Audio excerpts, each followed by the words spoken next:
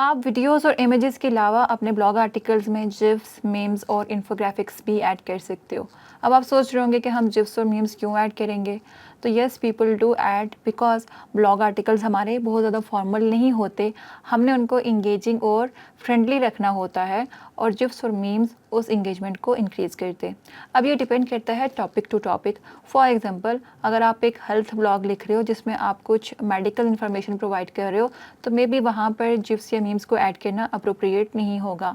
लेकिन अगर आप एक ब्लॉग लिख रहे हो जिसमें आपके टारगेट ऑडियंस जो है वो मार्केटर्स हैं या कंटेंट राइटर्स हैं, तो वहाँ पर आप इस तरह की चीज़ें ऐड कर सकते हो।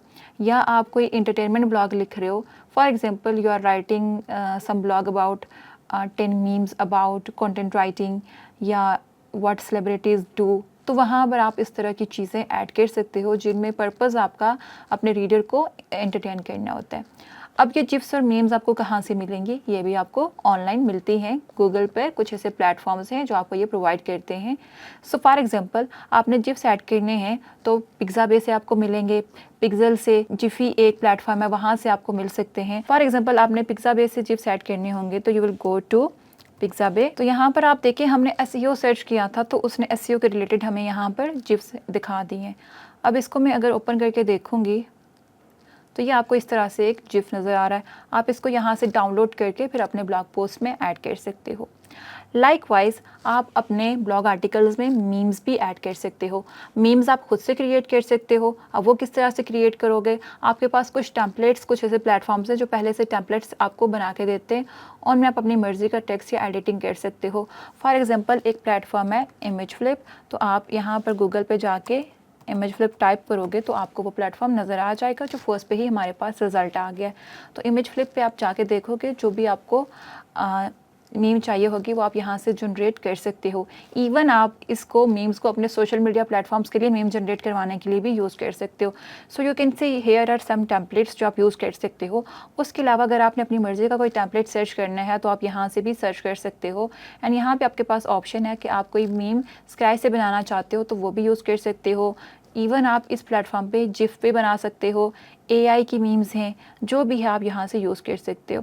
सो लेट्स से यहाँ पे एक जो है टेम्पलेट हमें शो हो रहा है कि this is one of the top use template. तो ये आपके पास एक टेम्पलेट है जहाँ पे आपको एक आदमी नज़र आ रहा है जिसने एक ऐसे मूड में है जिसको आप कोई चीज़ डिस्क्राइब करने के लिए यूज़ कर सकते हो। So you can write anything that you want to add. So you can write something like my mood.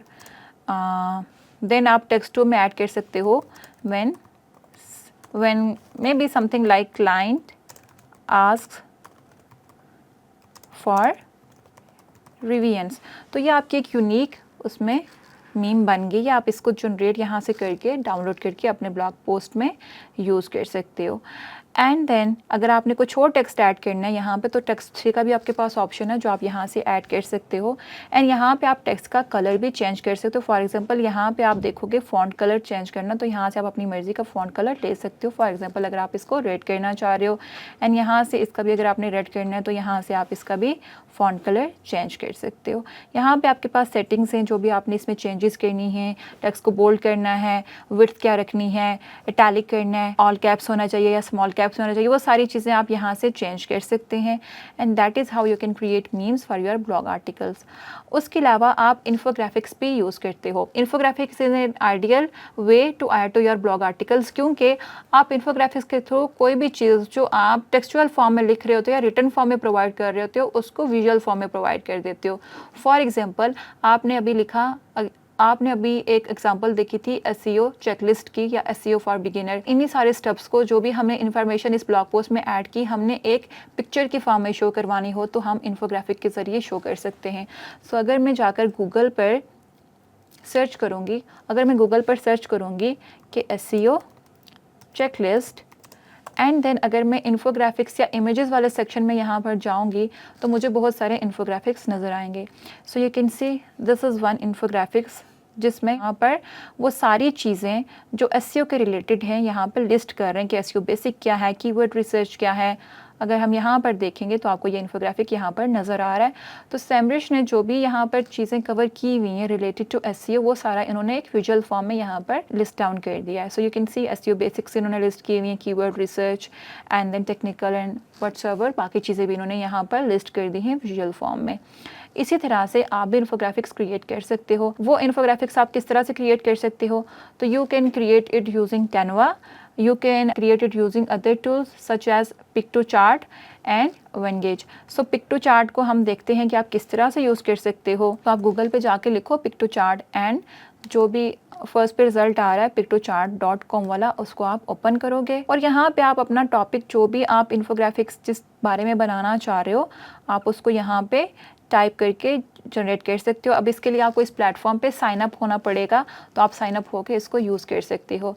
And other than that आप कैनवा को यूज़ करते हुए भी इन्फोग्राफिक्स जनरेट कर सकते हो। So that is how you add different kind of visuals to your blog articles. मिलते हैं नेक्स्ट वीडियो में एक नए टॉपिक के साथ।